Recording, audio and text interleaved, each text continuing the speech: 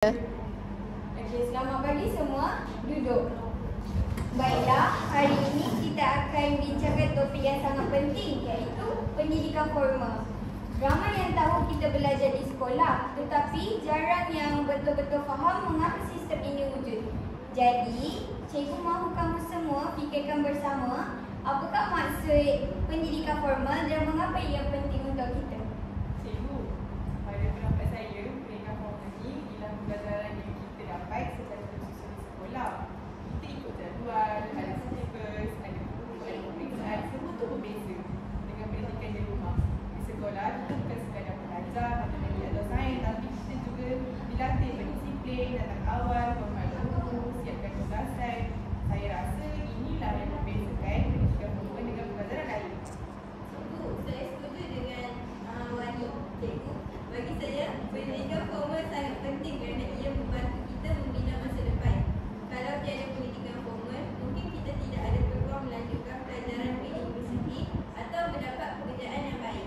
Pendidikan formal juga memberi keyakinan kepada kita untuk bersaing dengan orang lain, bukan sahaja dalam peperiksaan tapi juga dalam kehidupan. Ia sebagai tiket untuk kita mencapai cita-cita. Cikgu, saya nak tambah. Pada saya, pendidikan formal ni membantu kita supaya menjadi insan yang lebih matang dan juga berfikiran kritis. Kat sekolah, kita belajar cara berbincang, bekerjasama dan juga untuk selesaikan masalah. Itu semua adalah kemahiran penting untuk kita hidup secara bermasyarakat. Kalau kita hanya belajar sendiri tanpa sistem yang formal, mungkin kita tak pandai berkomunikasi ataupun bekerja dalam pasukan. Jadi, pendidikan formal ni bukan sekadar akademik, tetapi juga untuk membentuk asas diri kita sendiri. Saya setuju sangat dengan Fika, cikgu. Selain itu, saya rasa pendidikan formal juga mengajar kita nilai budi. Misalnya, dalam mata pelajaran pendidikan Islam atau pendidikan moral, kita belajar tentang amanah, jujur, hormat dan menghormati.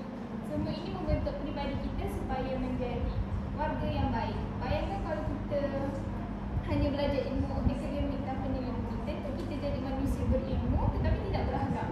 Jadi, bagi saya, pendidikan formal itu sangat seimbang dari segi ilmu, sahsiah dan kemahiran hidup. Wah, bagusnya jawapan kamu semua. Berikan tepukan kepada diri sendiri.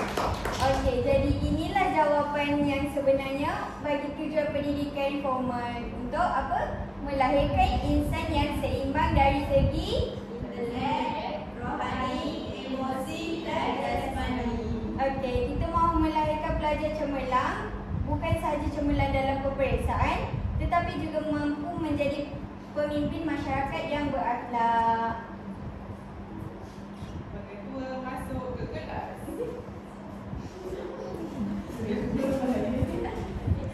Assalamualaikum dan selamat pagi murid-murid. Saya sempat dengar perbincangan kamu sebentar tadi. Saya bangga mendengar jawapan yang matang dan sangat benar. Pendidikan formal inilah yang membentuk kamu semua menjadi warga negara yang berilmu, berdisiplin dan bertanggungjawab. Dengan ilmu yang kamu dapat di sekolah, kamu boleh membina masa depan yang lebih cerah, membantu keluarga, menyumbang kepada masyarakat, malah dapat memajukan negara. Terima kasih Tuan Pengetua. Jadi, murid-murid, jelaslah bahawa pendidikan formal bukan sekadar hadir ke sekolah, tetapi ia adalah proses membina diri dan masa depan. Ingat, apa yang kamu pelajari hari ini akan menjadi bekalan hidup esok. Terima kasih, cikgu. Terima kasih, Puan Pengetua. Terima kasih.